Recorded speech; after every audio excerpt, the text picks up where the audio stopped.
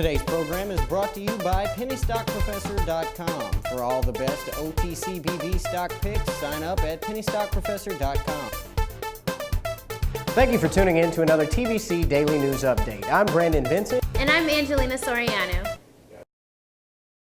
In today's national news, it's not a little bit optimistic to be establishing a list of best careers now at the tail end of a particularly hard-knocks recession that has helped put 15 million Americans out of work.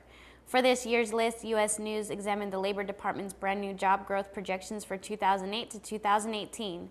They looked for occupations that will add jobs at an above-average rate over the next decade or so, and those that provide an above-average median income. Since not everyone wants to be a nurse or an engineer, we looked for occupations in a broad range of categories. And since not everyone can go back to school for a doctorate, we included a broad range of educational requirements. In the end, they found a list of 50 jobs that present some of the best opportunities for workers in 5 categories. In the science and technology field, jobs range from network architect to meteorologist. This category includes the fastest growing occupation of biomedical engineer. This growing field has a 72% growth rate that far exceeds the 10% average across careers. Biomedical engineers help develop the equipment and devices that improve or enable the preservation of health. Computer software engineers, on the other hand, are working to develop tomorrow's hottest video game or missile system. Promising careers such as registered nurse or veterinarians, there are slightly more under-the-radar careers that require less schooling, such as x-ray technician, lab technician, or physical therapist assistant. There are also promising occupations at the intersection of healthcare and education, such as school psychologist and medical and public health social worker. Those drawn to teaching or to civil service might want to take a look at urban planning, firefighting, or special education. I'm Kathy Hill, and I founded Tax Tiger to help people just like you with IRS problems. I lost sleep after the IRS levied my wages and bank account. I did my homework and chose Tax Tiger after finding they had a perfect Better Business Bureau record. I needed a tiger on my side. I owed the IRS over $258,000, and Tax Tiger's team of experts negotiated an unbelievable settlement of $50. We lost our business in this recession and owed the IRS $61,000.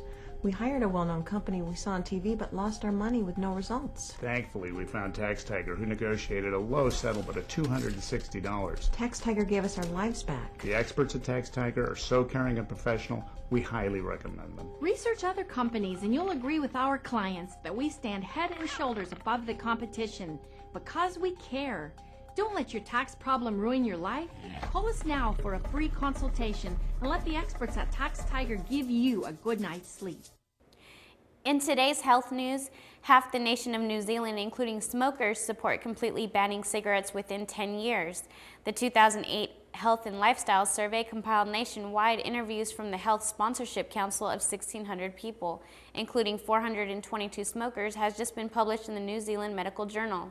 It found 49.8% of people agreed cigarettes should no longer be sold in New Zealand in 10 years. 30% disagreed and 20% neither agreed nor disagreed. Of the smokers surveyed, 26% agreed and 55% disagreed.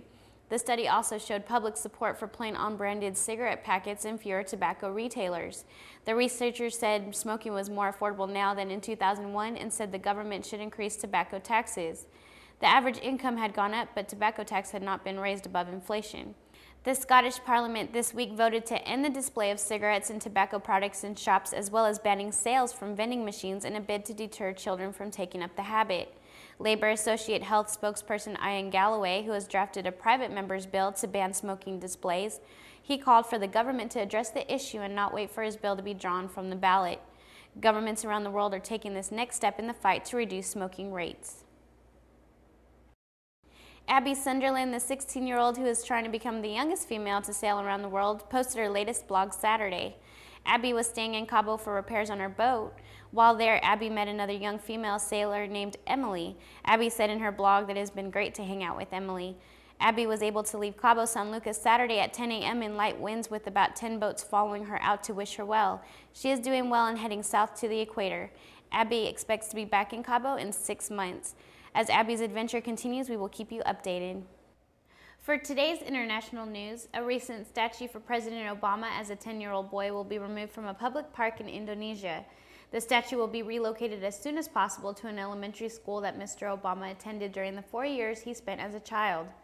In December, the city unveiled the 43-inch tall bronze statue in a park in Menteng, the leafy neighborhood where Mr. Obama lived with his divorced mother and Indonesian stepfather in the late 1960s.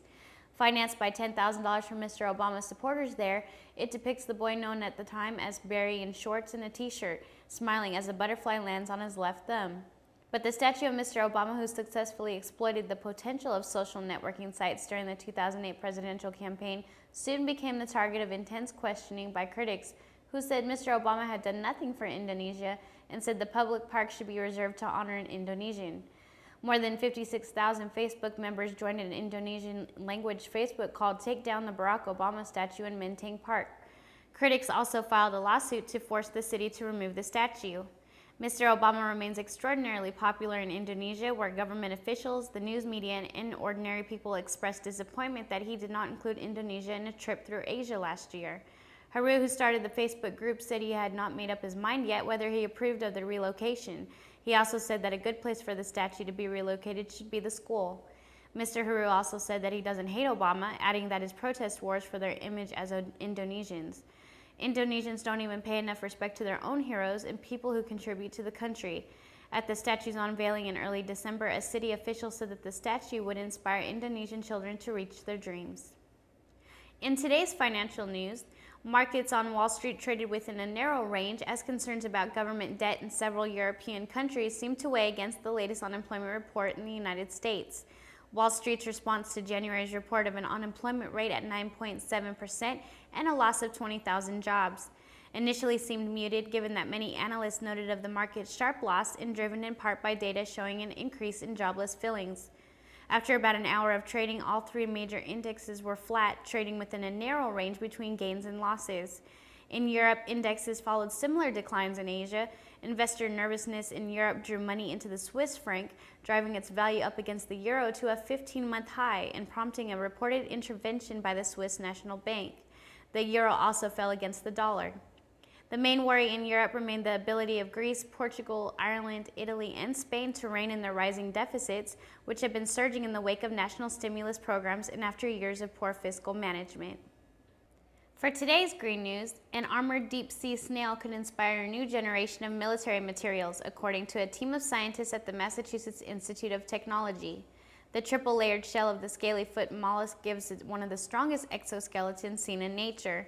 Scientists say that copying its microstructure could aid the development of protection for soldiers, tanks, and helicopters. The snail was discovered in 2003 near hydrothermal vents about 2 kilometers below the surface of the Indian Ocean. It's approximately the size of a garden snail, but unlike any known species, its shell is made of 3 composite layers that help to dissipate mechanical energy from potentially penetrating predatory attacks.